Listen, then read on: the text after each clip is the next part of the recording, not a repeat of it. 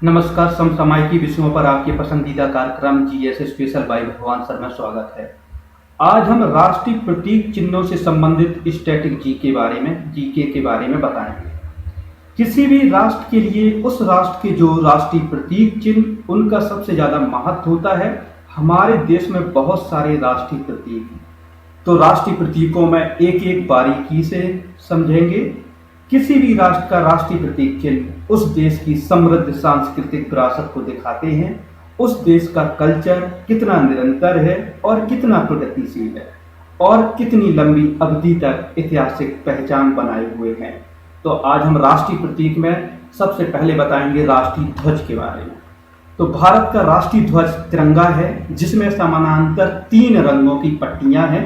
सफेद पट्टी, केंद्र में गहरे नीले रंग का एक चक्र है। सफेद पट्टी में गहरे नीले रंग का एक चक्र बना हुआ है, जिसका प्रारूप सम्राट अशोक के सारनाथ स्थित सिंह स्तंभ से लिया गया है, जिसमें 24 तीलियां हैं।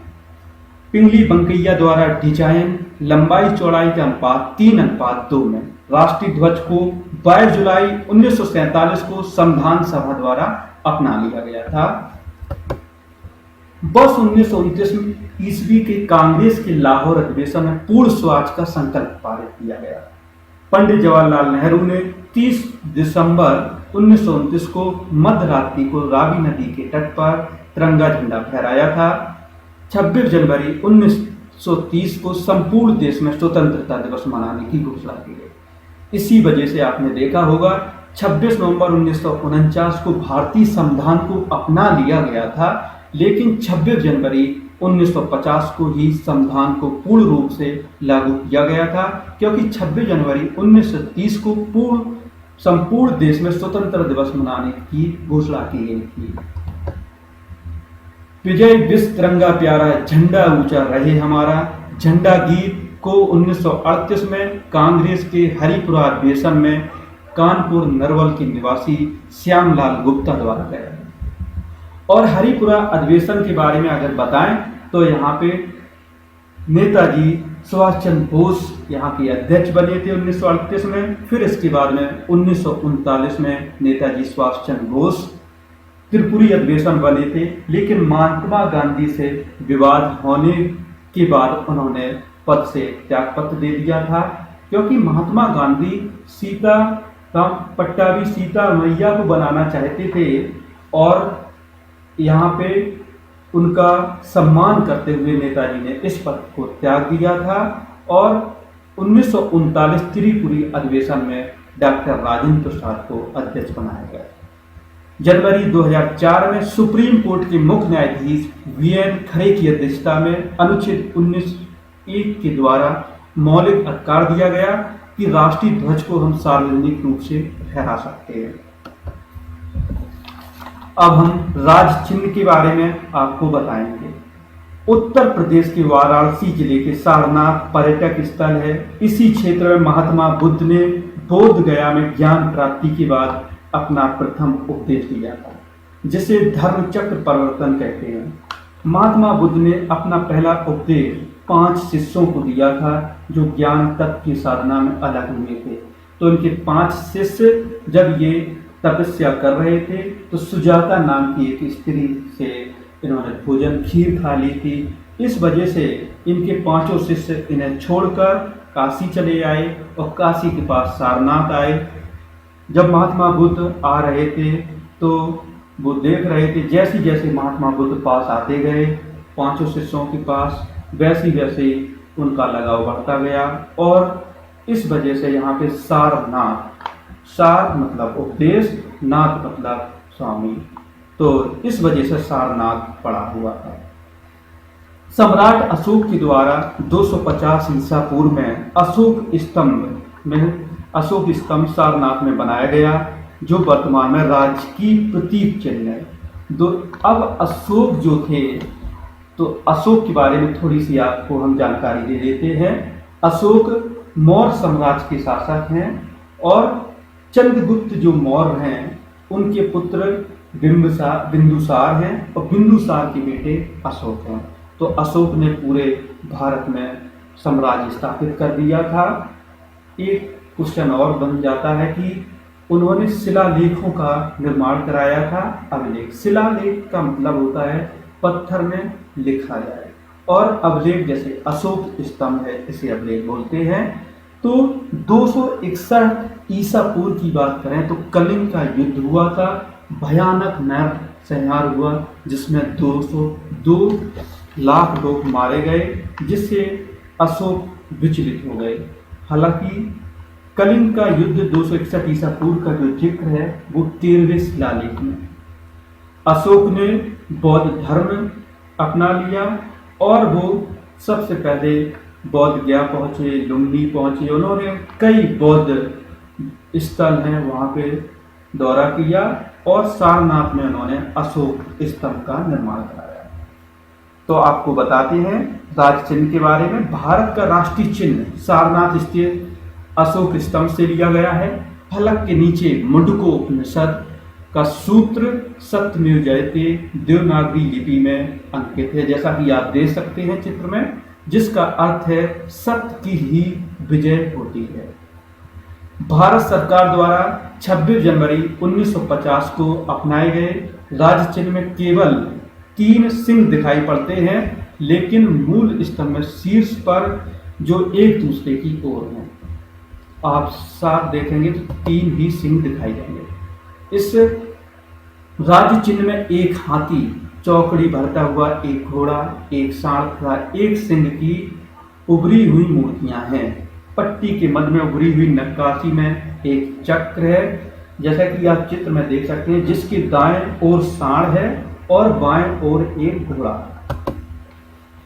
सम्राट अशोक ने 250 ईसा पूर्व में अशोक स्तंभ का निर्माण कराया था। महात्मा बुद्ध ने अपना पहला धर्म उपदेश वाराणसी के समीप सारनाथ में दिया था, जिसे धर्म चक्र प्रवर्तन कहते हैं। अब हम राष्ट्रीय गीत के बारे में आपको बताएंगे। बंकिम चंद्र चटर्जी ने अपनी रचनाओं से पूरे भारतवर्ष में स्वतंत्रता की ऐसी अलग जगाई जिससे पूरा भारत वंदे मातरम के जयघोष से गूंज उठा। उनका लिखा गीत वंदे मातरम तो आज़ादी के आंदोलन में अंग्रेजों का खिलाफत करने का प्रतीक ही बन गया था, और जब देश आज़ाद हुआ तो इस गीत को पूरा सम्मान देते हुए राष्ट्र गीत घोषित किया गया। राष्ट्रीय गीत वंदे मातरम बंकिम चंद्र चटर्जी द्वारा रचित आनंद मठ से लिया गया। वंदे मातरम की रचना 1870 के दशक में हुई, फिर इसे आनंद मठ उपन्यास में शामिल कर लिया गया। सन्यासी विद्रोह 1763 से 1800 ईस्वी के मध्य हुआ का उल्लेख बंकिम चंद्र चटर्जी ने अपने उपन्यास आनंद मठ में सन्यासी विद्रोह का किया था। आनंद मठ पहली बार 1883 में प्रकाशित किया गया था। वंदे मातरम गीत को पहली बार सार्वजनिक रूप से 1896 ईस्वी में कलकत्ता अधिवेशन में रविन्द्रनाथ टैगोर द्वारा गाया गया था, और इसकी इन्होंने धुन भी तैयार की थी। तो एग्जाम में बहुत क्वेश्चन ये पूछा जाता है कि वंदे मातरम पहली बार कहाँ गाया गया था, तो कलकत्ता अधिवेशन में, या किसने गाया था, रविन्द्रनाथ टैगोर ने, या कब गाया गया था, तो 1896 ईस्वी में। तो ये क्वेश्चन काफी पूछा जाता है। वर्ष 1905 ईस्वी में लॉर्ड कर्जन द्वारा बंगाल विभाजन हुआ था, और इसके खिलाफ उपजा जन आक्रोश से बंग भंग के विरोध में वंदे मातरम राष्ट्रीय नारा बन गया। 24 जनवरी 1950 को भारतीय संविधान द्वारा इसे अपना लिया गया था। उस समय स्थायी अध्यक्ष या पहले राष्ट्रपति डॉक्टर राजेंद्र प्रसाद थे। इसी दिन डॉक्टर राजेंद्र प्रसाद को राष्ट्रपति भी बनाया गया था, और संविधान में हस्ताक्षर भी हुए थे। उन्होंने ऐलान किया था वंदे मातरम को राष्ट्रीय गीत का दर्जा दिया गया है। अब हम राष्ट्रगान के बारे में बात करेंगे। यह सर्वप्रथम 27 दिसंबर 1911 ईस्वी में भारतीय राष्ट्रीय कांग्रेस के कोलकाता अधिवेशन में गाया गया था। तो 1911 की अगर बात करें तो बंगाल विभाजन यहाँ पे रद्द भी हुआ था, क्योंकि जॉर्ज पंचम और मैडम मैरी आई हुई थी दिल्ली दरबार में, और 1911 ईस्वी में ही कलकत्ता से नई दिल्ली राजधानी स्थानांतरित करने की घोषणा की गई थी।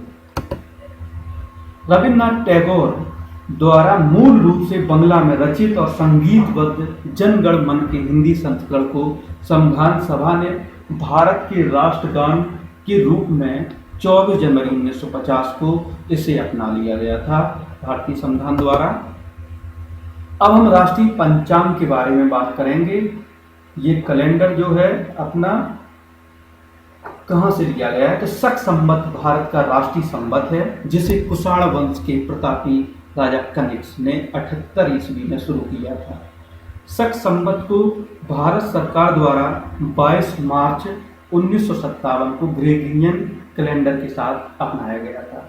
शक संवत का पहला महीना चैत होता है, जो सामान्य वर्ष में 22 मार्च से शुरुआत होती है और लीप वर्ष 21 मार्च से प्रारंभ होता है। तो कनिष्क की बात करें तो ये कुषाण वंश के शासक थे और इन्होंने चौथी बौद्ध संगति भी कश्मीर के कुंडल वन में आयोजित की थी। तो कनिष्क के दरबार में नागार्जुन चरक और इसके बाद में अश्वघोष जो है, तो एक क्वेश्चन पूछ लेते हैं, बुद्ध चरित किसने लिखी थी, तो वो अश्वघोष ने लिखी। अब हम राष्ट्रीय चिन्ह की बारे में बात करेंगे। तो राष्ट्रीय जो चिन्ह में राष्ट्रीय पशु है वो बाघ है। बाघ जैसा कि आप धारीदार देख रहे हैं तस्वीर में, और बाघ टाइगर प्रोजेक्ट हमने जैसे बताते हैं कि 1973 में टाइगर प्रोजेक्ट हुआ था। अभी तक बाघ अभयारण्य भारत में 51 बाघ टाइगर रिजर्व बनाए जा चुके हैं और 29 अगस्त 2019 को प्रधानमंत्री नरेंद्र मोदी ने एक स्टेटस भी जारी किया था कि बाघों की संख्या लगातार घट रही थी, तो उसे 761 बाघ बढ़ा दिए गए। अब एशिया में 80% बाघ, पूरे विश्व का 80% बाघ भारत प्रतिनिधित्व करता है, बाघों की संख्या है यहाँ पे। और राष्ट्रीय पक्षी मोर है, इसके बाद राष्ट्रीय पुष्प कमल है, राष्ट्रीय फल आम है, राष्ट्रीय खेल हॉकी है, राष्ट्रीय वृक्ष बरगद है। जैसा कि गर्मी की चिलचिलाती धूप में बरगद के जब छाया में बैठ जाएं तो अलग ही आनंद प्राप्त होता है। राष्ट्रीय जलीय जीव गंगा डॉल्फिन है, राष्ट्रीय मुद्रा भारतीय रुपया है, राष्ट्रीय नदी गंगा, राष्ट्रीय वाक्य सत्यमेव जयते जो कि मुंडको उपनिषद से लिए गए हैं, उपनिषदों की संख्या 108, राष्ट्रीय कवि रामधारी सिंह दिनकर हैं, राष्ट्रीय मिठाई जलेबी, राजभाषा हिंदी है, जो कि 8वीं अनुसूची में 22 भाषाओं में जो राजभाषा है वो हिंदी है। पहले जब संविधान का निर्माण हुआ था जब 14 भाषाएं शामिल की गई थी, फिर बाद में 8 भाषाएं जोड़कर अब भाषाओं की कुल संख्या जो है वो अनुसूची 8 में 22 भाषा। राष्ट्रीय लिपि देवनागरी है, राष्ट्रीय सरीसृप किंग कोबरा है, राष्ट्रीय धरोहर पशु भारतीय हाथी है, राष्ट्रीय प्रतिज्ञा निष्ठा की शपथ है। तो जाते जाते आपको छोड़ जाते हैं एक क्वेश्चन के साथ में, आपको बताना है तीसरी बौद्ध संगति कहाँ पे आयोजित की गई थी और कहाँ पे की गई थी। आप ये क्वेश्चन का आंसर कमेंट बॉक्स में भी दे सकते हैं, तो आपको हम नेक्स्ट वीडियो में इस क्वेश्चन का आंसर बताएंगे। आज के जीएस स्पेशल में इतना ही। उम्मीद है आज के जीएस स्पेशल का ये अंक जरूर पसंद आया होगा। आप हमारा कार्यक्रम यूट्यूब पर देखते हैं, जहां आपकी प्रतिक्रिया और सुझावों को बेसब्री से इंतजार रहता है। बाकी देश और दुनिया की तमाम बड़ी खबरों के लिए जुड़े रहिए हमारे चैनल के साथ। नमस्कार। चैनल को सब्सक्राइब और शेयर जरूर करें, लाइक करें और बेल आइकन को जरूर दबाएं।